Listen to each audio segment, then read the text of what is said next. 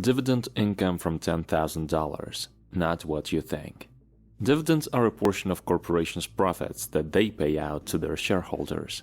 Many companies pay dividends to their investors, usually on a quarterly basis. But how much do you need to invest to live off dividends? As you build your investment portfolio, you'll probably reinvest your dividends to grow your wealth faster. But could you eventually use them to fund your lifestyle in retirement? If so, how much do you need to invest to live off dividends? Here's what you should know about this passive income strategy, including how much money you'd need to pull it off, whether or not it's a realistic approach, and how to assess its merits. My name is John, and I help teach people about money, personal finance, and investing.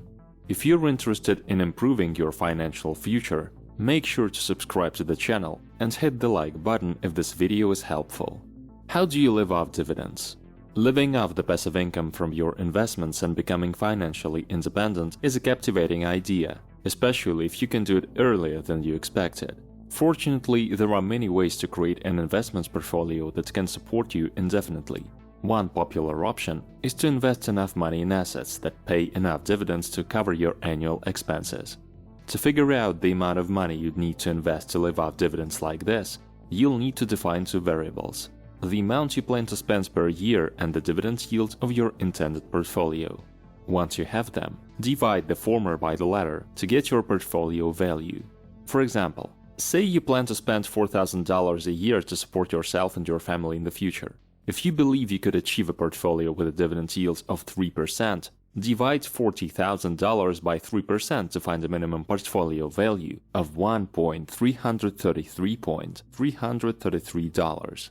The best way to start building a spending plan for the future is to assess your current expenses and adjust them as necessary. I always suggest plugging your debit or credit card into a digital budgeting tool so you can automatically track all your expenses in one convenient location. You could write everything down using pen and paper the old-fashioned way. But why would you? It's too easy to forget cash transactions, make typos, or give up on the practice altogether that way. What's realistic dividend yield? Once you know how much you plan to spend each year, you'll need to figure out what kind of dividend yield you can reasonably achieve. While your mileage will vary, you can generally expect a dividend yield roughly between 1 and 6%.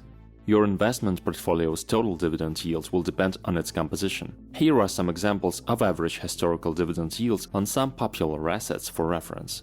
Vanguard S&P 500 Index Fund ETF, 1.86% long-term average. Ford stock, 5.67% average over the last 5 years. Schwab US Real Estate Investment Trust, REIT ETF, 2.81% over the last 5 years. While you can't know for sure what dividends an asset will pay out in the future, you can get a good idea by reviewing its historical yields. You should be able to find them featured prominently on the assets page, at your brokerage, or using independent databases online. How to evaluate dividend sustainability? When you're building a portfolio of dividend-paying assets, it's tempting to pick the ones with the highest yields, but that's a risky strategy.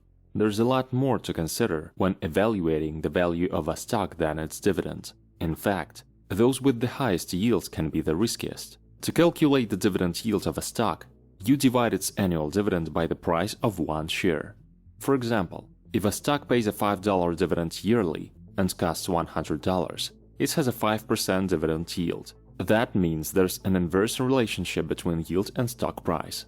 If one goes down, the other goes up. Someone who picks stocks for their increasing yields could accidentally acquire assets that are dropping in price, which is a quick way to lose money. Because of this, you should always assess the sustainability of an asset's yield before adding it to your portfolio. For example, you could examine its dividend payout ratio, which equals its dividend divided by its net income. A company that nets $1 million for the year and pays out $100,000 to its investors has a 10% payout ratio. If it's over 100% and has been for a few years, the company is paying out more than they make, which isn't possible forever. Conversely, a ratio that has been steadily increasing for a decade could be a sign that the business is maturing healthily. If you're going to live off dividends from your portfolio, make sure you do this kind of due diligence before you invest in anything. You want those dividends to last. Dividend tax considerations. Don't forget to factor taxes into your dividend calculations. If you're receiving your dividends from equities in a traditional 401k, IRA, or taxable brokerage account, they will be taxable income. However, they'll be subject to different tax rates.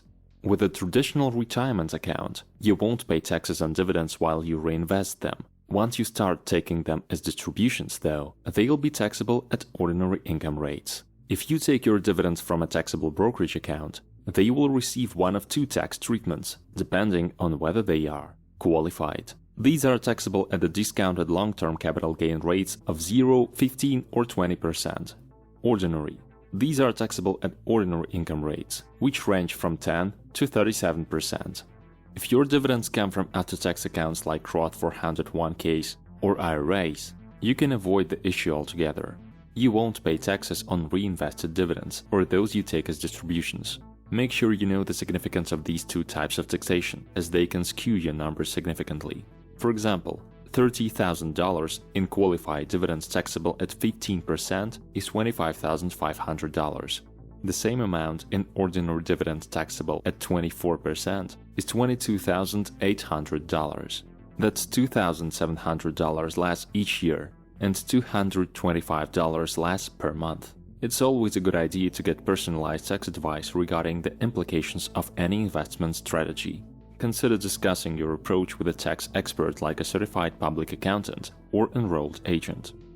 How much do you need to invest to live off dividends? How much you need to invest to live off dividends is a function of your annual expenses and the dividend yields of your portfolio. Let's look at some realistic examples of portfolios you could create to live off dividends in various scenarios. Single person in California with high risk tolerance. Jack is a single person who spends $48,000 to support himself each year in an area of California with a relatively high cost of living. He has a high risk tolerance and is comfortable putting together a portfolio in retirement that's more heavily weighted towards equities than bonds and contains plenty of REITs with high dividend yields. He expects his retirement portfolio to pay a dividend yield of 6% per year. $48,000 divided by 6% yield means he'll need to invest about $800,000 to live off dividends. These numbers are of course estimates. You can never be entirely sure how much you'll spend or exactly what dividend yields you'll receive in the future. Both amounts can and will fluctuate, so make sure you build in a buffer according to your risk tolerance. Single person in Florida with a medium risk tolerance. Jill is a single person in Florida and spends $30,000 a year to support herself in a city with an average cost of living.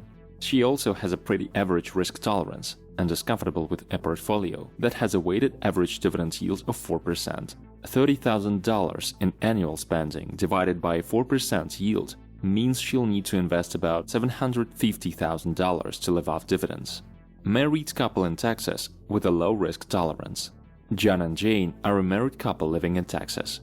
After their children move out, they expect it will cost them about $40,000 to support themselves. They are relatively risk-averse and want to focus more on wealth preservation than anything.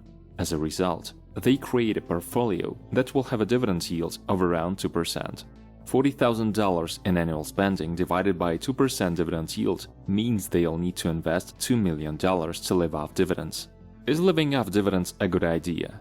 While there is something instinctively satisfying about living solely off dividends, it's usually not necessary to distinguish between living off dividends versus a portfolio of equities in general.